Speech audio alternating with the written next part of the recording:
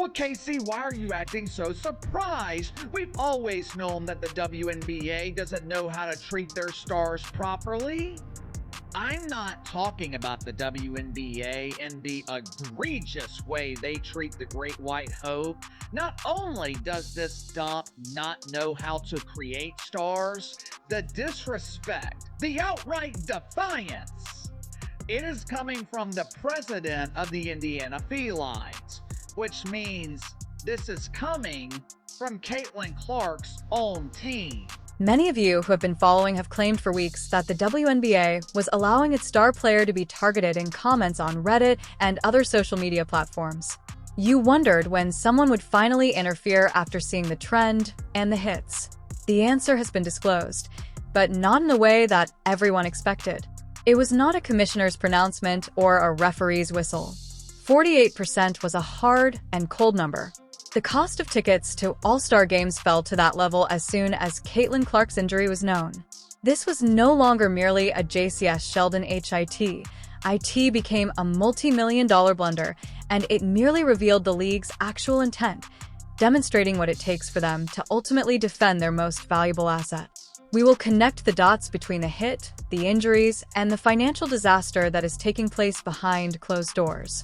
If you're ready for the true story, which the league hopes will disappear, please click the like button to let us know we're on the right track.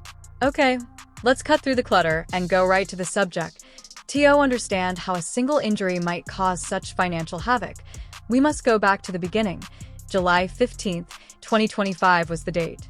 The Indiana Fever were playing the Connecticut Sun, a game that has consistently been one of the most difficult in the whole. Honestly, I'm not going to share this whole clip because I don't know how much she wants the video of her basically crying on the court to be circulated around, but she walks down to the end of the court. You can tell that she's in pain. You can tell that there's something wrong. She goes to the, what's it called, like stanchion or whatever, the thing that holds up the basketball hoop on the other end. She hits her head on it. She is fighting back tears and she walks straight over to the bench. Now, when she goes over to the bench, she starts crying, and I've honestly never seen Caitlin Clark cry on the court except when she lost the national championship game. She keeps it together no matter what is happening. Finally, the latent strain erupted. With less than a minute left in a game that the Fever were winning, Clark made a slick backdoor pass to a teammate. She made contact with Jacy Sheldon of Connecticut as she turned to speed back up the court. Although it appeared to the untrained observer to be a typical basketball move, the result was immediate and disastrous. She was already battling with several ailments during her 2025 season when Clark Grimps leaned down and grabbed her right crotch. However, the subsequent events exposed the true story. This wasn't just a short limp and a frown. This wasn't like the others. You could see it on her face, despite Clark's usual efforts to stay in the game and push through the pain. This was the final straw. She clutched her crotch once again, slowed to a walk, and approached the baseline for second possession. While the camera was still focused on her, she lost her composure. There was more to this than just a poor play or a missed opportunity. This was a player's emotional breakdown after shouldering the weight of an entire league. So, the big way they were able to neutralize Caitlin Clark, and I think it was almost an issue with Stephanie White as much as anything, is they were manhandling her. They were manhandling Caitlin Clark early in that game. Like, they had two hands on her. They were fully getting into the we are grabbing her and we don't really care. Like, that was their goal. Their goal was they were out there to maul Caitlin Clark. They had they had absolutely no intention of doing anything other than mauling Caitlin Clark. Like, they were not out there to play legit defense. They were there to maul Caitlin Clark as much as they possibly could. Since many of you are aware that this is more than simply physical pain for an athlete like Clark, let us put it into context. This type of vulnerability is rare for this player. This person has been hip-checked, elbowed, and shouldered all season and has barely flinched. Earlier in the season, this athlete had to deal with both a quad injury and a secondary left groin issue. This disintegration was the result of more than one hit. It was the culmination of months of physical torment, questionable officiating, and the enormous responsibility of representing the WNBA. Just before her victory lap at the All-Star game, she realized her body was failing her again. It was difficult to see her cry like that. Let us be honest. How often do you see an exceptional athlete at the top of their game feeling completely overwhelmed on the court? If you believe this was about more than just physical suffering, please let me know in the comments. That raw, unfiltered moment of despair acted as a warning. A day later, that signal became an official statement, shaking the league's finances. Every WNBA fan and league executive's concerns were confirmed the next day. The announcement was made on national television rather than via a team press release. We do start our show, though, with unfortunate news out of the WNBA. Caitlin Clark announced today that she will miss both the three-point contest and the WNBA All-Star Game this upcoming weekend in Indiana after re-aggravating a groin injury in that final minute of Tuesday's win over the Connecticut. It became official in an instant. The league's biggest star, who received an astounding 1.3 million fan votes, was kept out of the All-Star Game. It wasn't just any player that was absent over the weekend. The main event was this. She was supposed to be the star of the three-point shootout, the team captain, and the face of the entire Indiana showcase.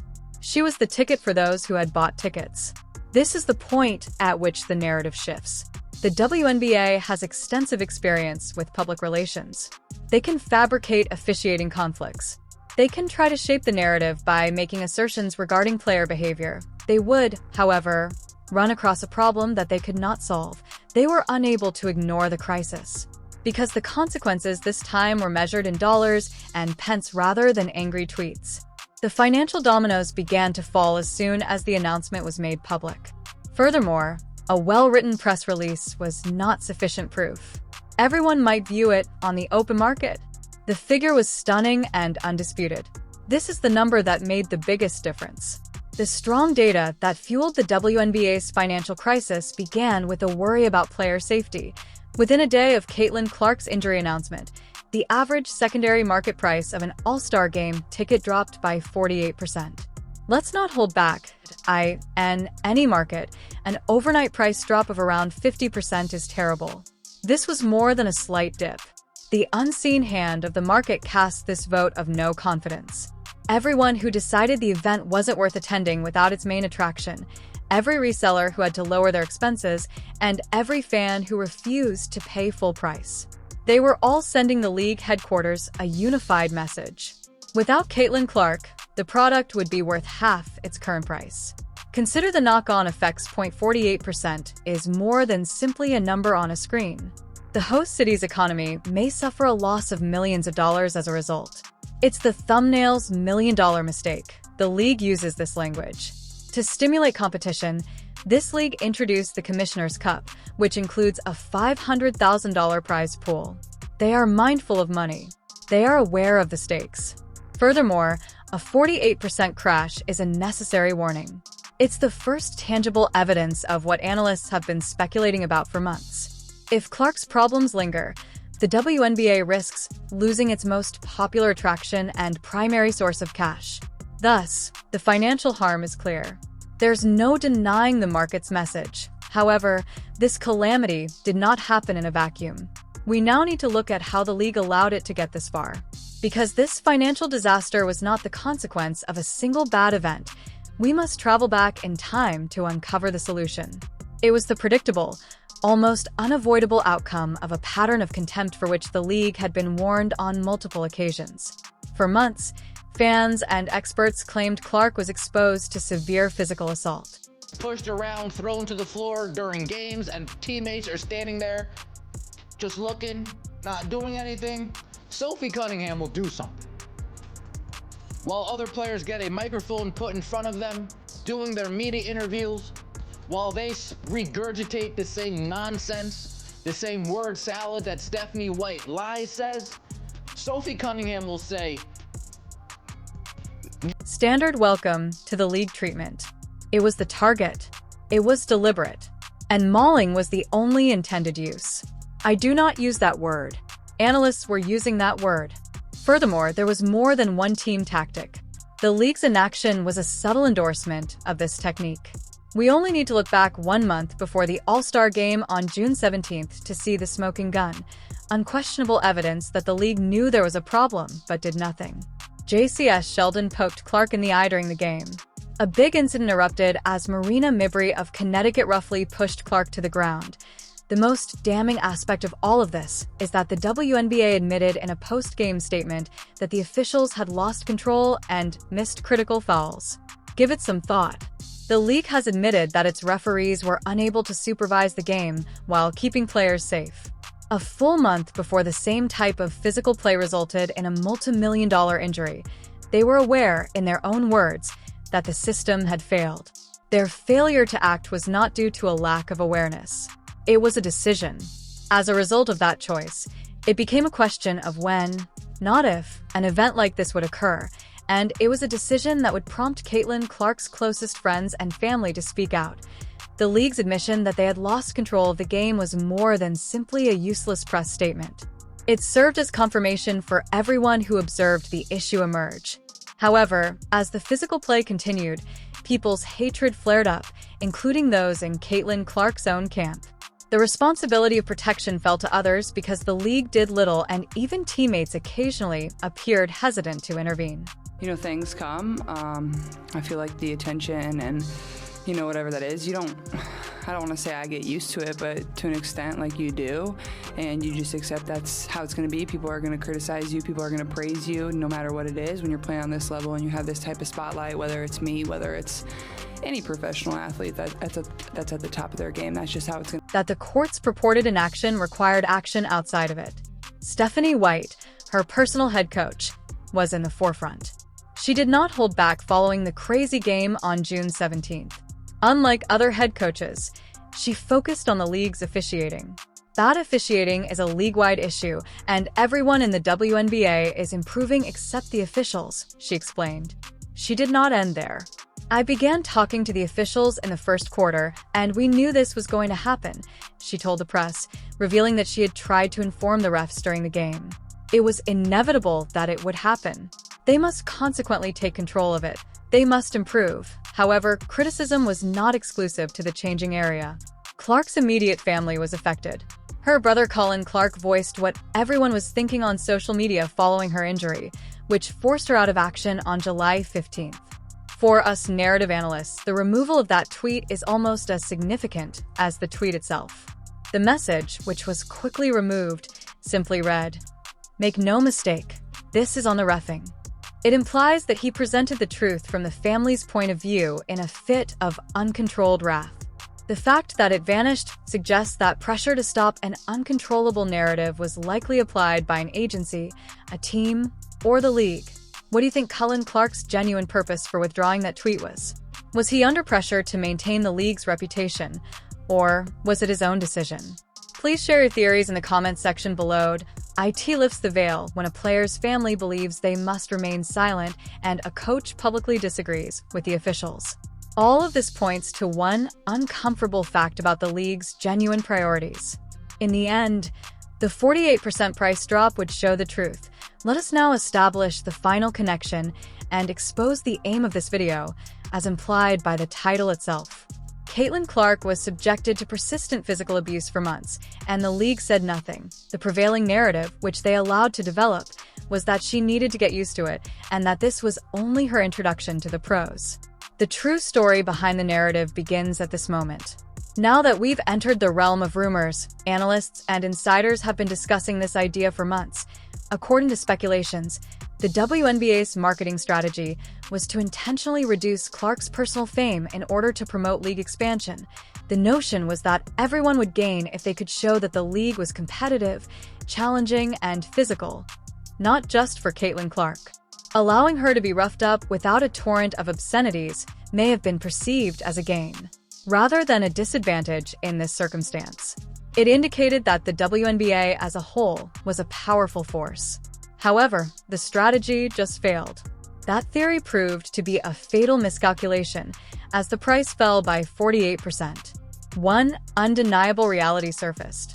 Currently, Caitlin Clark's physical well-being is intimately tied to the league's general financial status.